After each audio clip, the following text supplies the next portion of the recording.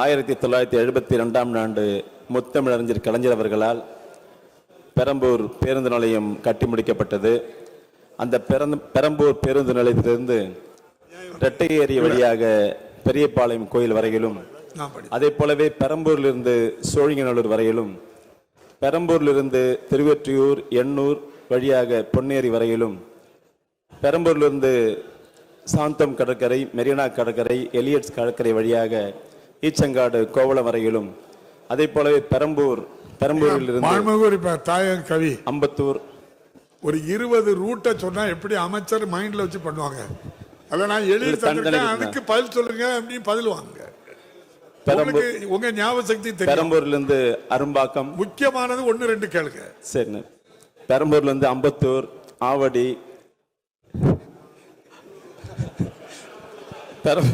பெரம்பூர்லேருந்து அம்பத்தூர், ஆவடி, ஈச்சங்காடு, பூந்தவெளி வழியாக ஸ்ரீபெரும்புதூர் வரையிலும், அதே போலவே பெரம்பூரிலிருந்து திருமங்கலம் புறநகர் சாலை வழியாக பெருங்குளத்தூர், கூடுவாஞ்சேரி, மறைமல் நகர், மகேந்திரா சிட்டி வழியாக செங்கல்பட்டு வரையிலும் புதிய வழித்தடம் அமைத்து தருமாறும், அதே போலவே பெரம்பூரிலிருந்து எழும்பூர் அண்ணா சாலை வழியாக அண்ணா சாலைக்கும் செல்லுகின்ற 29A என்ற பேருந்துக்கு பதிலாக புதிய பேருந்து ஒன்றினையும் பெரம்பலூரை ஒரு பாயிண்டா வச்சு தமிழ்நாடு முழுவதும் பஸ் கேட்காங்க.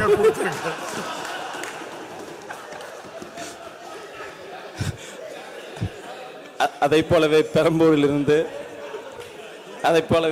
பெரம்பூரிலிருந்து கீழ்ப்பாக்கம் கார்டன், பச்சையப்பன் கல்லூரி, அரும்பாக்கம், மதுரவாயில் வழியாக திருவேற்காடு வரை செல்லுகின்ற 29A என்ற பேருந்துக்கு பதிலாக புதிய பேருந்து ஒன்றினையும் அமைத்து தருவாரா என்பதை மாண்புமிகு அமைச்சரிடம் தங்கள் வாயிலாக அறிய விரும்புகிறேன். அங்க இருந்து ராதாபுரத்துக்கு ஒண்ணு கேட்டிருக்கலாமே மாண்புமிகு அமைச்சர் அவர்கள். மாண்புமிகு பேரவைத் தலைவர்களே, மாண்புமிகு உறுப்பினர் தாயகம் கவி அவர்களை நான் என்னுடைய சிறு வயதிலிருந்தே பார்க்கிறவன்.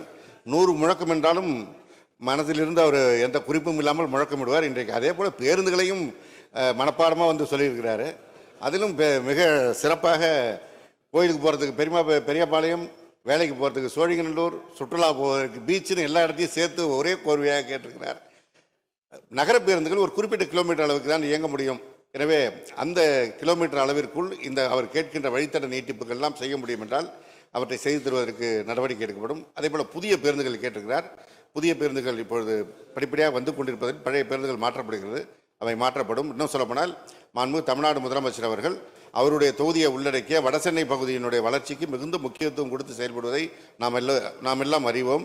நேற்றைக்கு கூட மாண்புமிகு முதலமைச்சர் அவருடைய தொகுதியான குளத்தூர் தொகுதியில் 230/33 kV புதிய துணை மின் நிலையம் துவக்கப்பட்டது. அதுபோல் பெரம்பூர் பகுதியில் அந்த பகுதிக்கு ஒரு புதிய மின்சார பேருந்துகள் இயங்குவதற்கு நடவடிக்கை எடுத்து அங்கே புதிய பணிமனை துவக்கப்பட்டிருக்கிறது. எனவே அவருடைய தொகுதியில் பேருந்து வசதிகள் கூடுதலாக செய்வதற்கு நடவடிக்கை எடுக்கப்படும் என்பதை தெரிவித்துக் கொள்கிறேன். டயா பூஸ்டர், சுகருடைய ரிமோட் கண்ட்ரோல் இனி உங்க கையில. அனைத்து மருந்து கடைகளிலும் கிடைக்கும்.